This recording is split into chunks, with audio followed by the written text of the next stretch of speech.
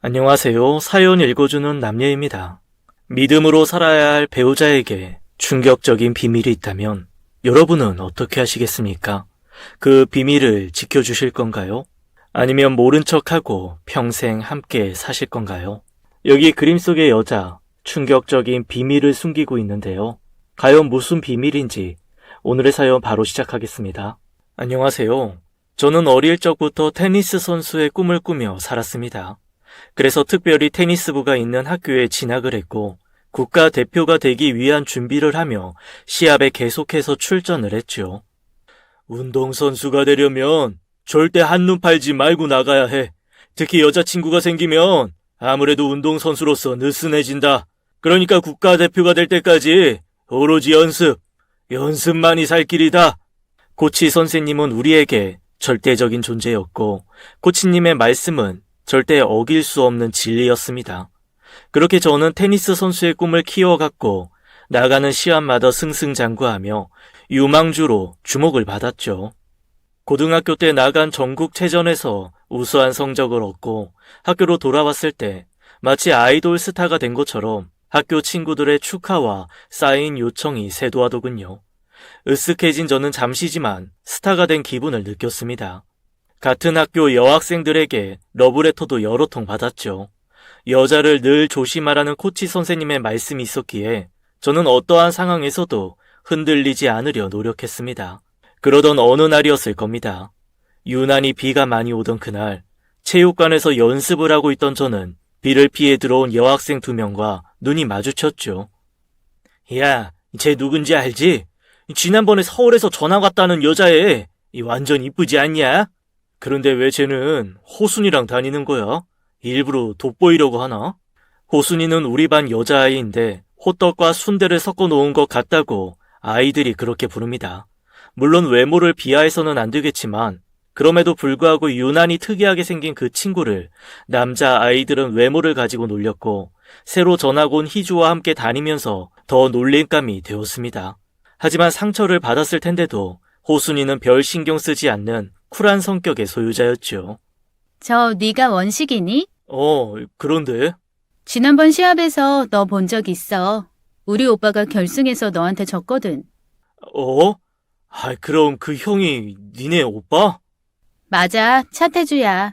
지난번 전국체전에서 결승에 붙었던 3학년이 바로 이 아이들이 이야기하는 여자의 오빠랍니다. 난 차혜주야. 반가워. 손을 내미는 그 여자의 손은 하얗고 작았지요. 저는 어색하게 손을 잡았고 주변의 아이들은 부러운 반, 놀림 반으로 야유를 부었습니다. 군인인 아버지를 따라 학교를 옮겼다는 희주는 절 보고 반가워했고 그때부터 저는 희주와 친해졌죠. 그리고 희주 곁에는 항상 호순이, 아니죠. 진짜 이름은 영화입니다. 영화가 함께 있었는데 영화의 엄마가 희주의 집에서 일을 해주신다고 하더군요. 엄마, 나 영화랑 공부하고 밤에 갈게. 너무 늦으면 위험해. 아니, 영화가 데려다 준다고 했어. 그러나 사실 희주는 공부에 별 취미가 없었고 제가 운동하는 연습장에 와서 구경을 하면서 시간을 보냈죠. 문제는 그 시간을 영화도 함께 있어야 한다는 것입니다. 허순아, 넌 가라. 우리가 신경 쓰여서 연습이 안 된다. 왜? 너무 예뻐서? 하여튼 뻔뻔하기까지. 쟤는 뭘 믿고 저렇게 생긴 거야? 희주는 영화를 방패 삼아 저를 몰래 만났고 저희는 영화 덕분에 별 방해 없이 연애를 할 수 있었습니다. 그럼 영화랑 같이 있다니까 엄마는 왜 내 말을 못 믿어? 영화야, 전화 받아봐. 예, 안녕하세요. 저 희주랑 같이 있어요. 끝나고 집에까지 데려다 줄게요. 걱정하지 마세요.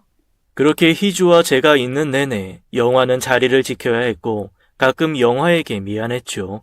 희주 아버지는 너무 엄하셔서 저와 둘이 있는 것을 들키기라도 하면 자신은 죽은 목숨이라고 하면서 꼭 영화를 함께 하게 했습니다. 너무 미안해서 희주가 집으로 돌아간 후 저는 영화에게 이야기했죠. 너무 깜깜한데 집에 데려다 줄까? 걱정 마. 난 누가 따라오다가도 얼굴 보면 기겁하고 간다니까.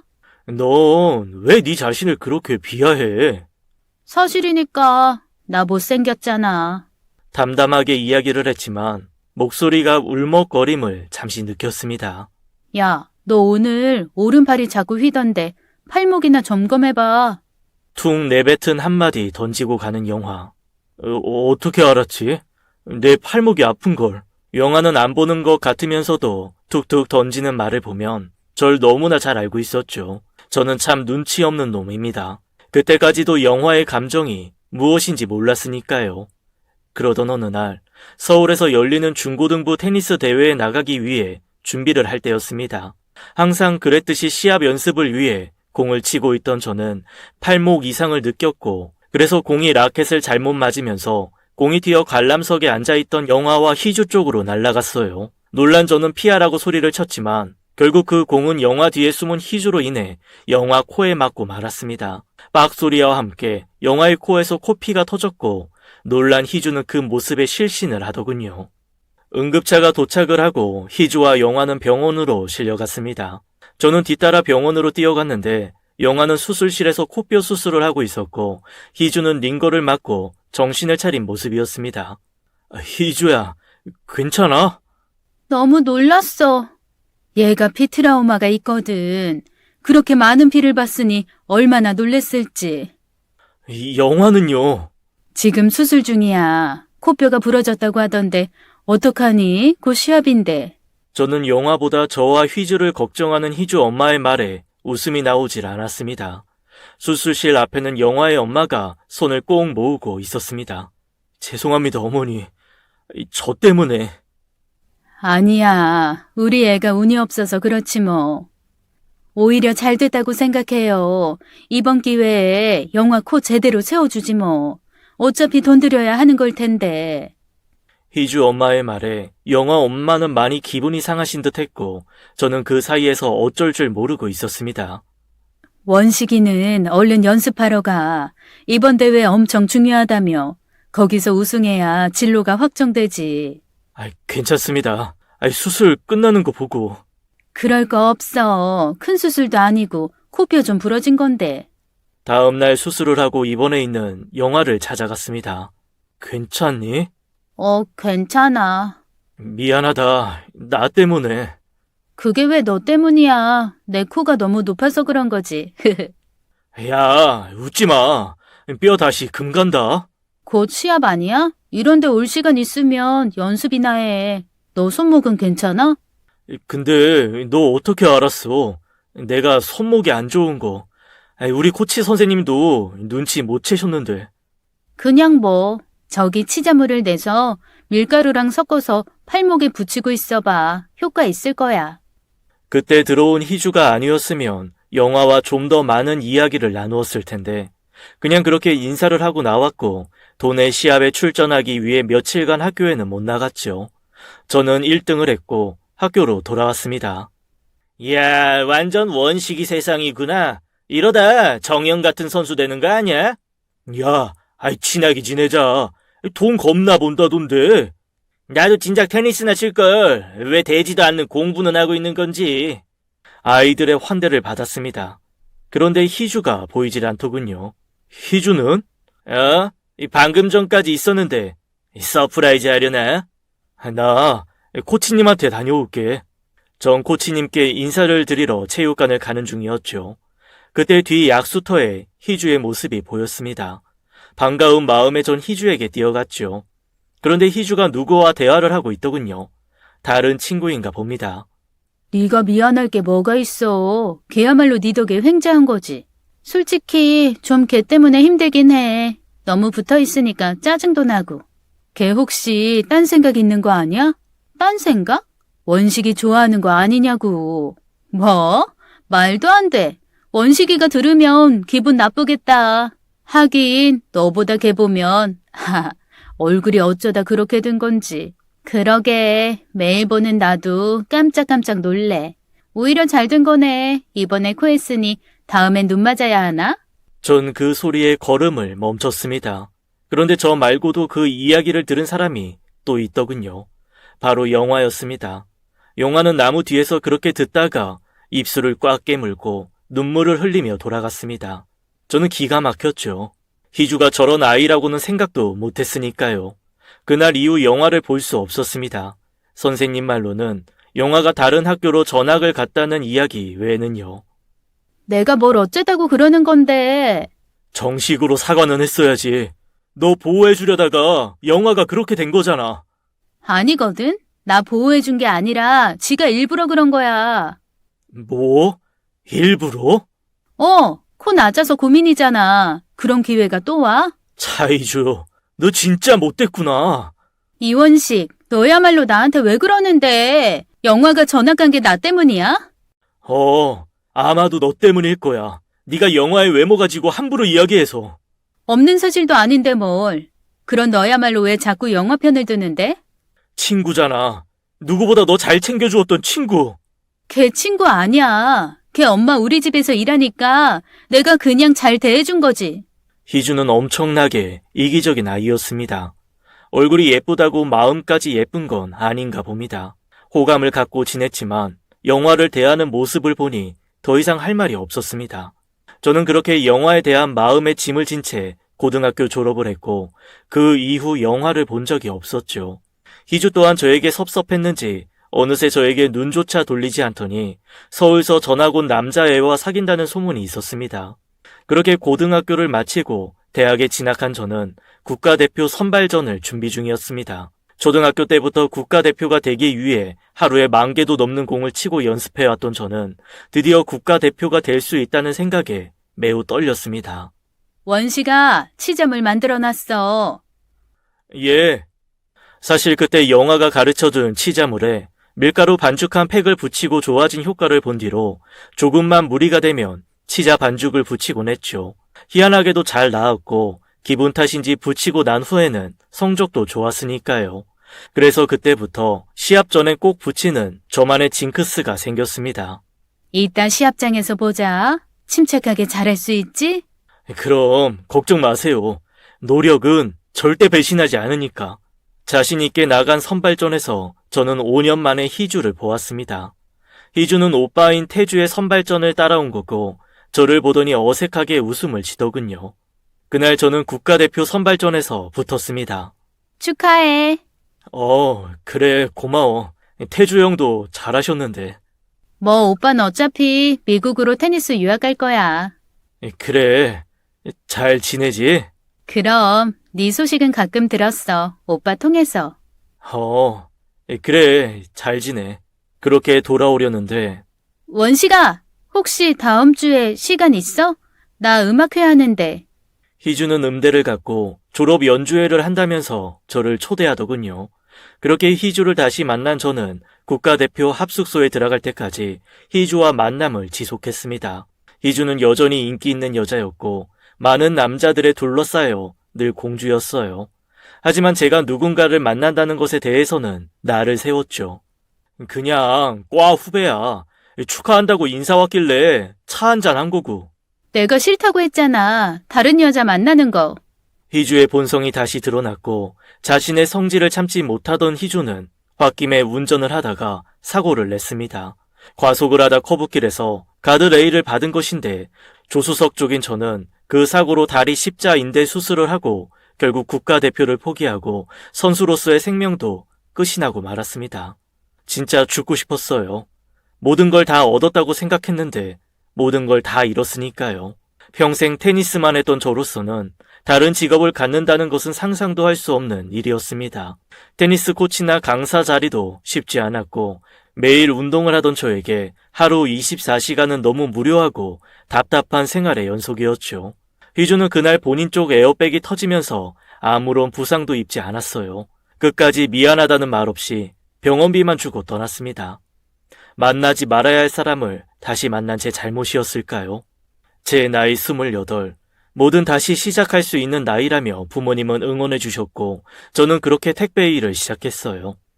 몸은 힘들었지만 정신없이 일을 하느라 다른 생각이 안 들었으니까요. 그러던 어느 날이었어요. 아파트 5층까지 무거운 생수 배달을 끝내고 내려와 편의점 앞 그늘에서 잠시 심호흡을 하고 있는데 한 여자가 편의점 안에서 실랑이를 벌이고 있더군요. 신분증이 없다고요. 그럼 안 돼요. 신분증 확인하고 팔아야 하거든요. 저 28이에요. 그렇게 안 보여요? 예, 안 보입니다. 18밖에는 안 보여요. 보아하니 담배를 사려고 하는데 신분증이 없어서 못 판다는 이야기였습니다. 자세히 보니 제가 봐도 얼핏 고등학생으로 보이는 앳된 얼굴이더군요. 그렇게 실랑이를 하던 여자는 어쩔 수 없는 듯 나오더군요.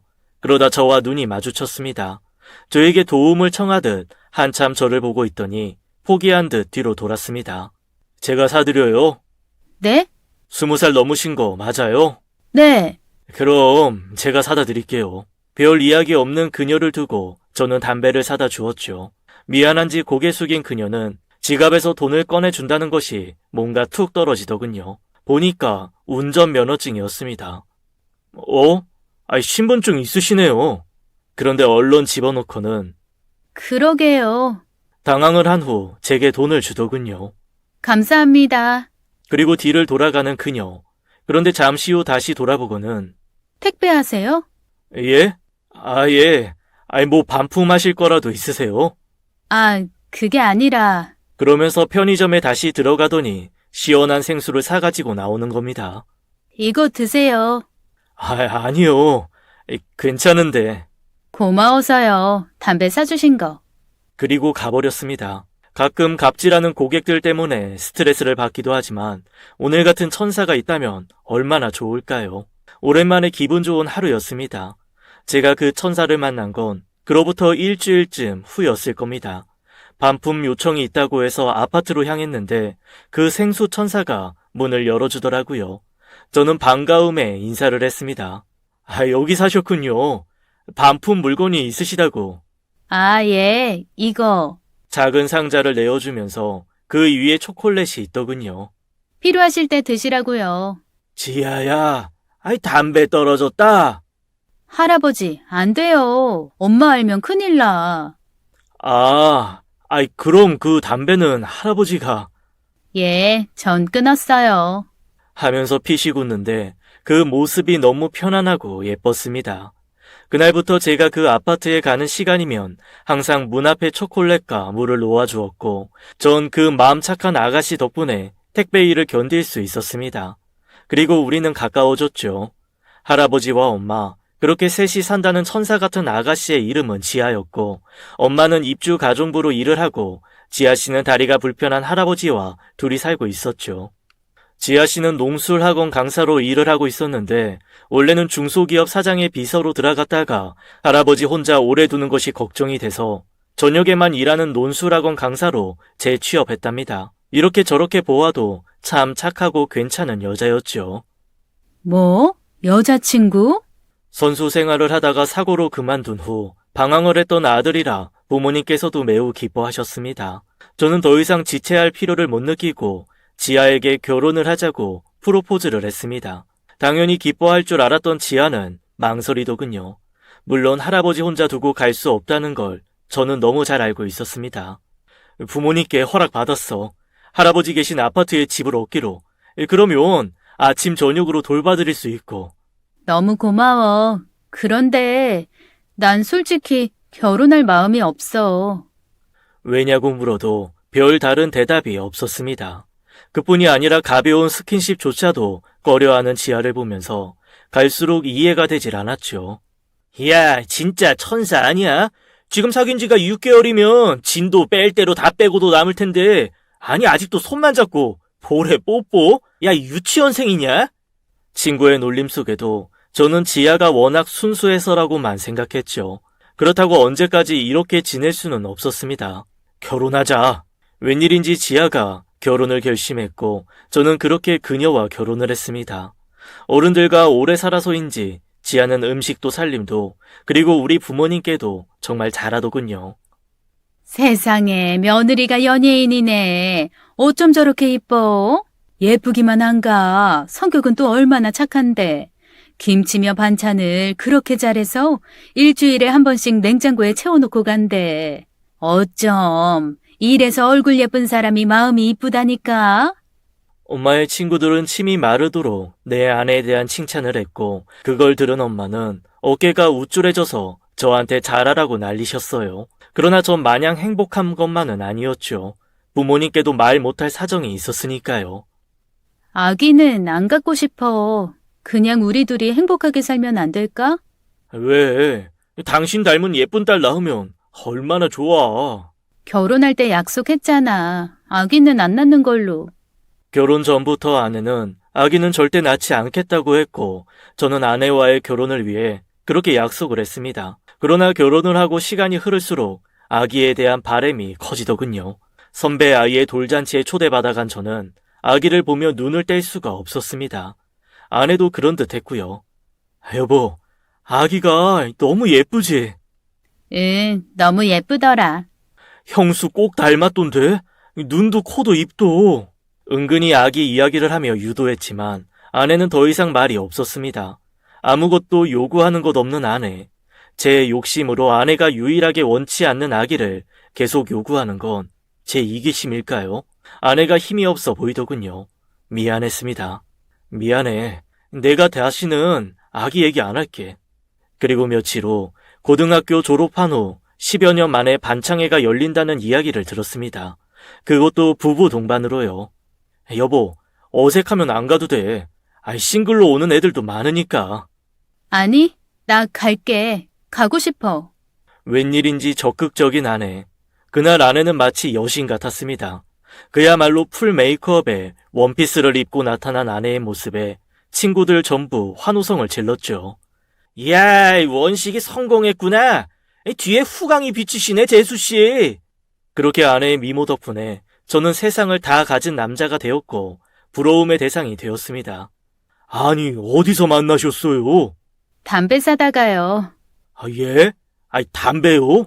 제가 너무 동안이라고 담배 가게에서 담배를 안 주더라고요. 그래서 대신 사주다가. 야, 오해하지 마. 할아버지 담배 사다 드리는 거였어. 전 일찍 끊었거든요. 아내는 친구들과 스스럼 없이 대화를 했고 술이 들어가니 중간중간 반말도 섞으며 자연스럽게 분위기를 이끌어갔습니다. 저희는 2차로 노래방을 갔죠. 뒤늦게 반갑지 않은 친구가 왔어요. 바로 희주였습니다. 저와 그렇게 안 좋은 끝을 내고 그 이후 희주도 결혼을 했다가 다시 이혼을 했답니다.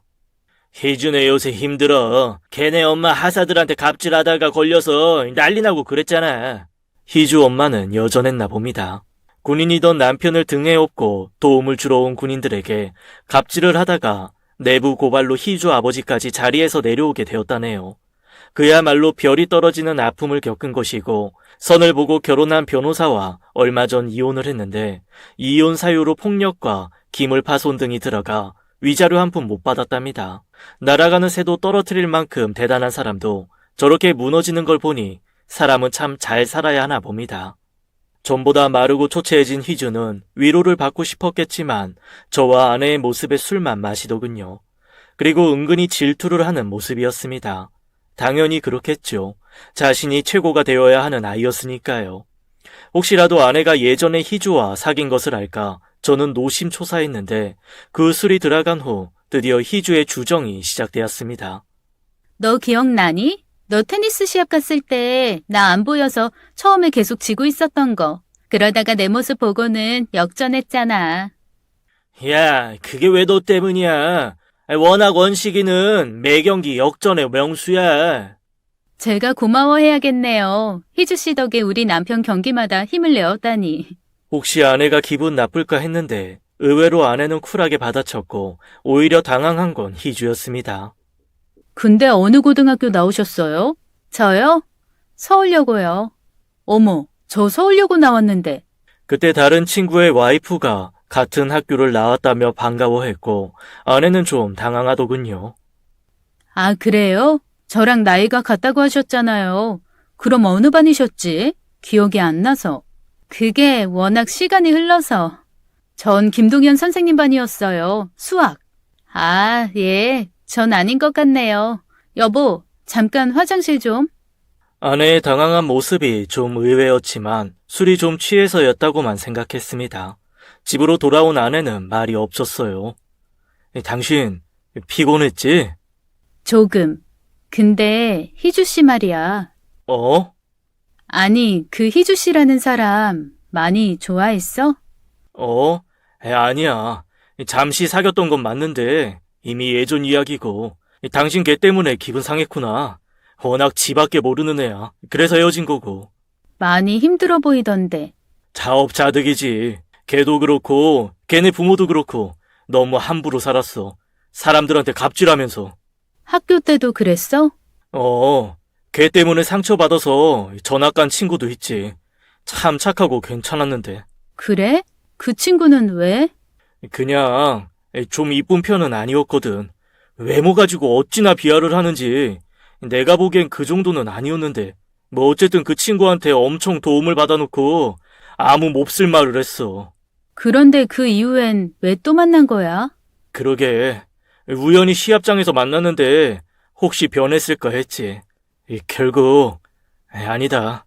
전 함께 있다가 사고가 나고 그래서 제가 테니스 선수로서 꿈을 이뤘다는 이야기를 할 수 없었습니다. 아내는 어느 때보다 집요하게 희주에 대해 물었죠. 저라도 그랬을 테니까요. 그날 이후 아내는 점점 몸이 좋지 않아 기운을 못 차리더니 친정에서 좀 쉬고 오겠다고 했습니다. 저는 그날 희주로 인해 기분이 상했다고 생각했고 미안했어요. 나 아기 가졌어. 뭐? 그게 진짜야? 생각지도 않은 행운이 찾아왔습니다. 아기를 절대 안 갖겠다고 열심히 피임을 했는데 천사가 한번 막아준 모양입니다. 여보 고마워. 사랑해. 반면에 아내는 자포자기한 듯한 표정이었어요. 내가 잘할게. 내가 다 키우고 당신 힘들지 않게 할게. 외동 아들로 태어나 항상 외롭던 저였기에 내 핏줄이 태어난다는 건 상상만으로도 행복한 일이었습니다. 어머니, 저 이 사람 아기 가졌대요. 뭐? 아이고, 드디어 우리 며느리가 아기를 가졌구나. 부모님은 펄쩍펄쩍 뛰며 좋아하셨고 잔치를 벌여야 한다며 신이 나셨습니다. 저는 아내가 너무 고맙고 사랑스러웠죠. 그런데 아내가 어딘지 이상했어요. 나 학원 원장님 좀 만나고 올게. 아무래도 출산하고 나면 당분간 학원 못 나가니까. 그래. 내가 같이 나가줄까? 아니야, 당신 오늘 학교 가는 날이잖아. 그래. 몸 조심하고 힘들면 연락해. 저는 얼마 전부터 초등학교 테니스 코치로 일을 하게 되었습니다. 정식 교사는 아니었지만 특별활동 교사로 추천을 받아 아이들을 가르치게 된 거죠. 아기도 태어났는데 잘된 일이었습니다. 오랜만에 아이들과 땀을 내다 보니 어릴 적 생각도 났고 감회가 새로웠어요. 수업이 끝난 후 저는 아내에게 전화를 걸었지만 받지 않더군요.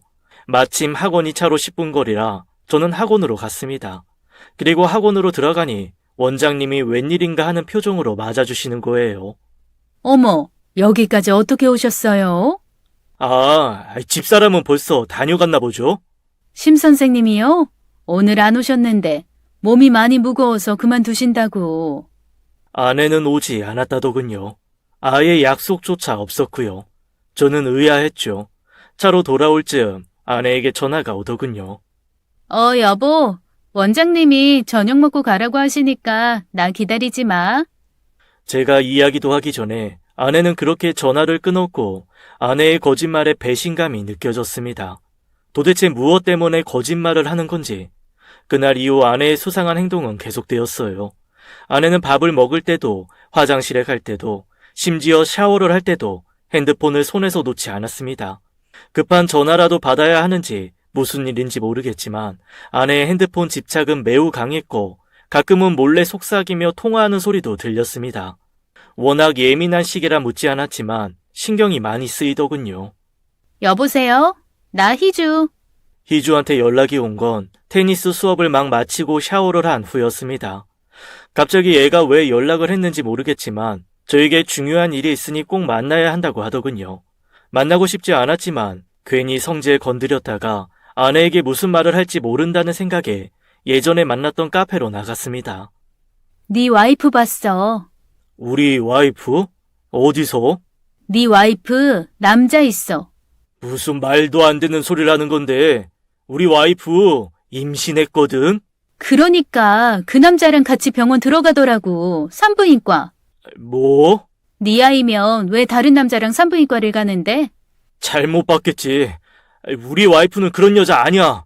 내가 한때 너랑 사귀었던 여자라 그래서 이렇게 찾아와 이야기해주는 건데 내가 그날 네 와이프 보니까 보통 여자는 아니더라. 희주의 말을 믿고 싶지 않았습니다. 그만해라. 너도 이제 정신 차리고 살아야지. 나이가 이제 곧 30인데. 그렇게 저는 마지막 볼 생각으로 희주에게 막말을 던졌고 집으로 돌아왔습니다. 그러나 희주의 말이 귀에서 떠나질 않았죠. 무엇보다 아내가 다니는 산부인과가 맞았으니까요. 그날도 아내는 핸드폰에서 눈을 떼지 못하고 있더군요. 여보, 임신 때 그렇게 핸드폰 계속 보는 거 안 좋대. 눈에도 그렇고 전자파도 있고. 알았어. 그러나 아내는 갈수록 초조해 보였고 저는 그러면 안 되는 줄 알면서 아내의 뒤를 밟기로 했습니다. 그토록 아기를 원하지 않았던 아내.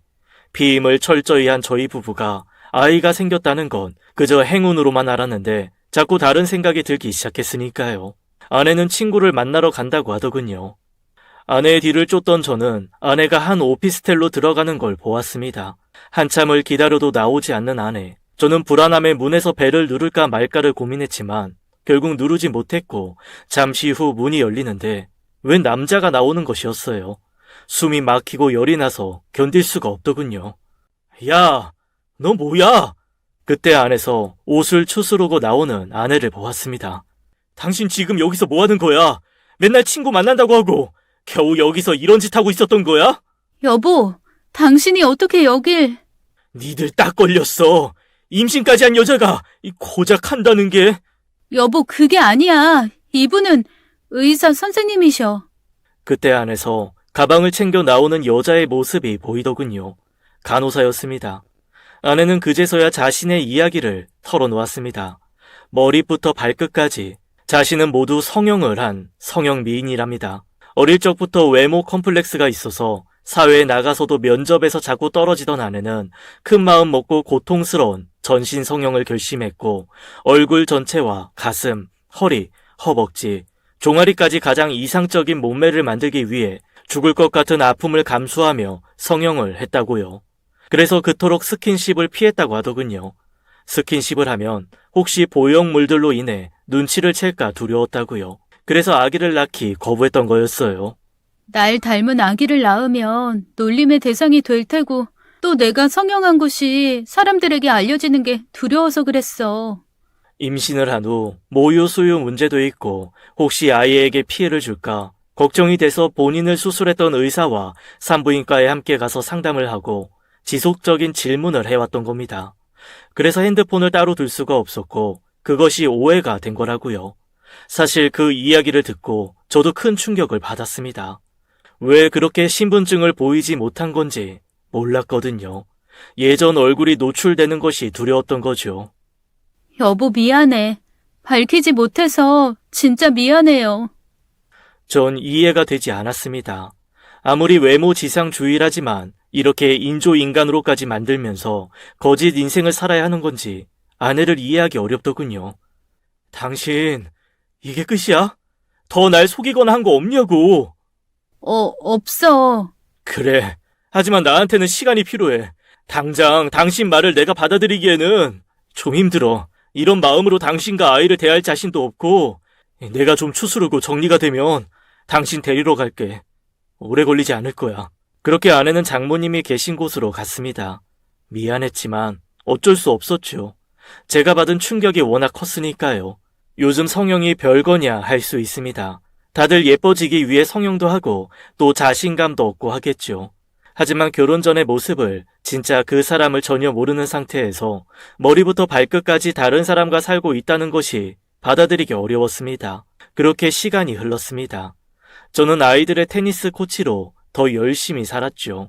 물론 아내와 통화를 매일 했어요. 아내도 어머님과 건강하게 잘 지낸다고 했고요. 저는 이해한다면서 제 건강을 챙기더군요. 마음은 정말 착한 사람 맞습니다. 제 마음도 조금씩 안정이 되기 시작했어요. 그래. 아니 뭐 성형한 게 죄는 아니잖아. 예쁘게 보이고 싶은 건 인간의 본능이야. 가장 가까운 친구에게 이야기를 털어놓고 저는 위로를 받았죠. 그리고 저는 아내를 데리고 집으로 왔습니다. 그동안 못해주었던 임산부 아내의 남편 역할을 최선을 다했죠.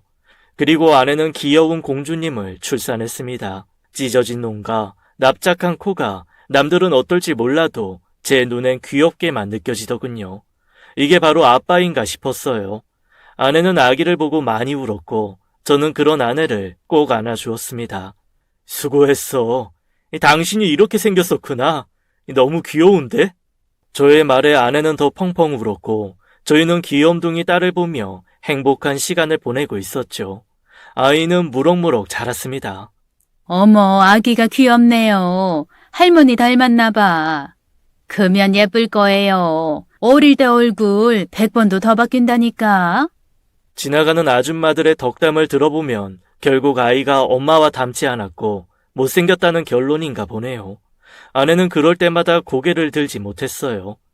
나중에 성형수술 시켜주면 됩니다. 대한민국이 성형 최고라는데요. 저는 일부러 큰 소리로 아내에게 기죽지 말라고 이야기합니다. 그렇지만 저도 왠지 씁쓸한 감정은 어쩔 수 없더군요. 돌잔치 꼭 안 해도 되잖아요. 그래도 그건 아니지. 애가 1년간 건강하게 자랐으면 주변 사람들과 잔치하는 게 맞아. 그래도 괜히 돈만 들고. 돈 걱정은 하지 마라. 네 아버지가 하나뿐인 손주라고 통장 여셨다. 부모님은 신이 나셨고 손수, 손주 돌잔치를 챙기신다고 돈까지 지어주셨습니다. 아내는 별로 달가워하지 않았지만 부모님께 효도하는 셈 치고 하자고 제가 설득을 했죠. 그럼 친척들만 모셔요. 친구들 말고. 에이, 무슨 소리야. 지난번 집들이도 안 했다고 얼마나 원성이 자자한데 나 이러다 왕따 된다. 아내는 싫어했지만 아이를 위해 많은 사람들의 축하를 받는 것을 원했고 아내도 울며 겨자 먹기로 허락을 했습니다. 시내에 있는 교통 좋은 호텔 뷔페. 무슨 아이 돌잔치를 하는데 그렇게 돈이 많이 드는지 결혼식 비용 수준이었어요. 한복을 곱게 차려입은 우리 딸은 아침부터 피곤한 듯 잠이 들어 있었고 저는 아내와 손님들에게 인사를 하고 있었죠. 결혼식 때도 오지 못했던 아내 쪽 친척분들도 많이 올라오셨더군요. 세상에, 길에서 보면 영판남인 줄 알겠다. 어째 이렇게, 아이고, 무시라. 아내의 성형 전 얼굴만 아는 나이 드신 고모님은 고개를 절레절레 흔들면서 누구보다 크게 한 입담을 하셨고 아내는 어쩔 줄을 모르면서 어색한 미소만 지었죠. 장모님이 태어나서 데리고 들어가지 않았으면 그 고모님 덕에 아내의 성형은 완전 이슈가 될 뻔했습니다. 저는 그저 웃었죠. 아내의 어깨를 두드리면서 별거 아니라고 위로를 했고요. 그렇게 돌잔치는 시작이 됐고 모두의 축하 속에 다양한 프로그램이 진행되었습니다. 딸은 울기 시작했고 장모님은 딸을 달래러 안쪽 방으로 들어가셨어요. 사람들은 그 모습에 웃었고 그때 사건이 일어났습니다. 술이 한 잔 들어간 고모님이 저에게 다가오시더군요. 이서방, 네가 애썼다. 네 장모님이 어찌나 칭찬을 하든지 이런 사위가 어디 있노? 고모님, 제가 장가를 잘 갔습니다. 예쁘게 봐주시니 감사합니다. 우리 저 못난이 저거 영화 때문에 자네 장모가 얼마나 울었는지 아나? 영화? 맨날 전날 얼굴 때문에 울고불고 학교서 오면 말도 마라. 그래서 그란기니 네가 이해를 해라. 오죽하면 싹 뜯어 고쳤겠나, 응? 술에 취한 고모님은 나에게 고맙다며 손을 잡아주셨고 전 영화라는 단어가 귀에 꽂히더군요. 지아 옛 이름이 영화였나 봐요. 그래 맞다. 지금은 지아라 카제? 지아버지가 꽃뿌리 영자에 꽃화자를 넣어가 꽃처럼 이쁘라고 지은 이름인데 이름만 참마로 이름대로 안 간다고? 갑자기 뒤통수를 맞는 느낌이었습니다. 야, 그래도 저 영화가 이름이 뭔 줄 아냐? 꽃뿌리 영에 꽃화자. 참 이름 아깝지? 예전 기억이 나면서 소름이 끼쳤습니다. 설마 했죠. 동명이인일 수 있으니까요. 그때 고등학교 때 그 영화가 지금 제 아내라니요. 분명 본인은 서울에서 학교를 나왔다고 했는데 아닐 겁니다. 그러면서도 저는 다시 혼란스러웠죠. 전 더 묻고 싶었지만 다른 친척들이 와서 고모님을 모시고 가더군요. 그날 행사가 끝날 때까지 저는 정신이 없었습니다. 뭐가 어떻게 돌아가는지 도무지 알 수가 없었죠. 당신 나 속이는 거 없다고 했지? 왜 갑자기? 아니, 속이는 거 진짜 없어? 없다니까 왜 그래? 당신 어릴 적 이름이 영화라고 하시던데 꽃뿌리 영에 꽃화. 어? 당신이 어떻게 그걸? 고모님이 그러시던데 맞아? 아주 어릴 적 이름 맞아. 아버지가 지어주신 그게 왜? 나 고등학교 때 우리 반 친구 이야기한 적 있지. 그 친구가 외모 때문에 상처를 받아서 전학 갔다고. 그래서 지금 그 친구가 나라고 하고 싶은 거야? 그 친구 이름도 영화였거든. 뭐? 아, 진짜 어떻게 그런 일이. 아니란 말이지. 그럼 내가 당신 친구인 거네? 아내는 제가 민망할 정도로 아무렇지 않게 부인을 했고 저는 더 이상 묻지 않았습니다. 그리고 결정적인 순간이 다가왔죠. 그날은 제가 가르치는 학교 아이들 테니스 시합이 있었습니다. 서울에 있던 동창들은 후배들을 응원하기 위해 시합장에 모였고 아내는 딸을 장모님께 맡기고 아이들에게 힘을 주기 위해 샌드위치에 음료수까지 잔뜩 준비를 해왔더군요. 역시 재수 씨는 대단한 사람이야. 야, 남편 내조하는 것 봐. 우리 와이프는 딸랑 냉동떡 하나 내놨더라. 냉동떡이라도 주면 고맙지. 야, 누워서 일어나지도 않던데. 다들 아내 칭찬을 했습니다. 시합이 시작되었고 아이들은 생각보다 잘 싸워주었어요. 하지만 워낙 상대팀이 강한지라 고전을 면치 못했는데 그 와중에 에이스였던 아이가 다리를 절뚝거리더군요. 부상을 입은 것 같았습니다. 결국 그날 저희 학교는 아쉽게 졌고 저희는 큰 박수로 격려를 했죠. 아이는 미안했는지 다리를 절룩거리면서 눈물을 흘렸고 저는 괜찮다고 했습니다. 집에 가거든 엄마한테 치잔물에 담가서 우린 물에 밀가루 반죽하고 섞어서 아픈 부위에 붙여달라고 해. 전 그 순간 아내를 돌아보았죠. 예전에 영화가 저에게 이야기해준 비법이었습니다. 그날 아이들을 보내고 동창들과 함께 맥주집으로 향했죠. 저는 꼭 알아야 했어요. 아내가 진짜 누구인지. 친구의 연락을 받고 희주도 왔더군요. 오랜만이에요. 돌잔치에도 못 가고 축하합니다. 희주는 축하 인사를 전했고 아내는 미소를 짓더군요. 저는 자연스럽게 이야기를 꺼냈습니다. 근데 영화는 연락이 안 돼? 영화? 그게 누구야?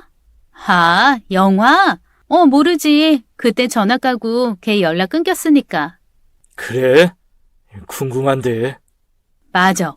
영화가 너 좋아했잖아. 재수 씨 계신데 이런 말 해도 되는지 모르겠네. 괜찮아요. 이 사람 인기 많았다는 거 다 아는데요, 뭐. 걔 그때 공 맞지 않았냐? 얘가 침공에 코 다친 거 맞지? 맞아. 그때 날 밀치고 지가 맞았잖아. 그래서 코 성형하고.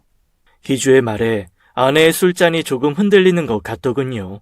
솔직히 그때 걔 피할 수 있었어. 일부러 맞은 거라니까. 설마 테니스 공이 얼마나 아픈데 일부러 맞아.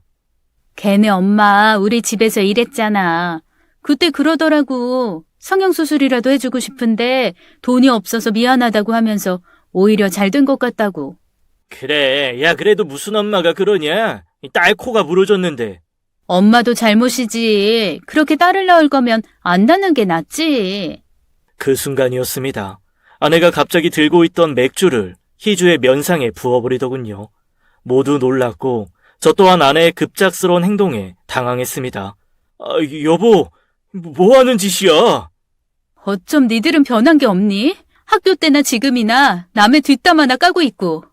다들 무슨 말인가 어리둥절해 하고 있었죠. 야, 희주 너. 내가 일부러 공에 맞으려고 했다고? 네가 밀었잖아. 너 안 다치려고 나 밀고 내 뒤에 숨은 게 너잖아. 그래놓고 뭐가 어째? 누구세요? 나. 니들이 그렇게 호떡 순대라고 놀리던 영화다 왜? 그 소리에 저를 비롯한 친구들은 전부 놀라 입을 못 다물었고 아내는 분한 듯 그동안 쌓인 울분을 폭발시키더군요. 니들이 뭘 알아? 얼굴만 반듯하면 속도 반듯한 줄 알지? 그리고 우리 엄마가 나 성형수술 시켜줄 돈이 없어서 오히려 맞은 게 잘 됐다고 했다고? 차이주, 너 없는 말 자꾸 지어내면 지옥 가. 도대체 너는 누구야? 너 영화 맞아? 그래, 나 영화 맞아. 2학년 4반 김영화. 니들이 이야기하는 호순이. 여보! 그래, 나야 영화. 물었지? 영화 맞냐고. 니들 둘이 나 방패 삼아서 연애질한 거 내 눈으로 똑똑하게 보고 있었어.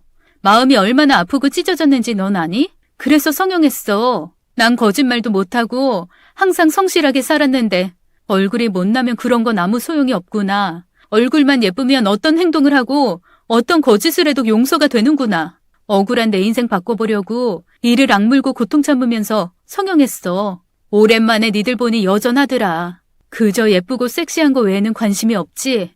쓰레기 같은 것들. 아내는 나가버렸습니다. 친구들은 모두 당황해서 아무 말도 못하고 있었고 희주는 맥주에 젖어 생쥐꼴이 되었더군요. 집으로 가니 아내는 없었고 저는 아내를 기다리며 많은 생각을 했습니다. 아내가 겪었을 고통과 아픔은 그저 추억이라는 미명하에 있었고 아내는 그것을 감내하기 위해 얼마나 애를 쓰고 살았는지. 나 당신한테 거짓말한 거 맞아. 그러니 이혼해줄게. 아내는 그렇게 이야기를 했습니다. 이혼해. 당신하고는 더 이상 하루도 못 살겠어. 진짜라고는 하나도 없잖아. 아내는 분노에 찬 눈으로 저를 바라보고는 눈물을 뚝뚝 흘렸습니다. 대신 난 김명아랑 다시 결혼할래. 못난이 오순이 걔가 훨씬 좋아. 거짓도 없고 날 진심으로 사랑해줬고. 그 순간 아내는 힘이 풀려버린 듯 주저앉아 엉엉 울었습니다. 참 드라마틱하죠. 아내는 지금도 재건 수술을 위해 1년에 한 번씩 성형외과에 입원을 합니다. 저는 영화의 얼굴이 그립지만 다시는 돌아올 수 없는 얼굴이니 그리워하며 살려고요. 이 세상에 많은 편견들이 있지만 내가 택하는 것이 아닌 외모에 대한 편견은 그대로 살아도 행복할 수 있다는 조물주의 선택이 아닐까요? 우리 아기요. 영화를 꼭 닮았습니다. 오늘의 이야기였습니다. 감사합니다.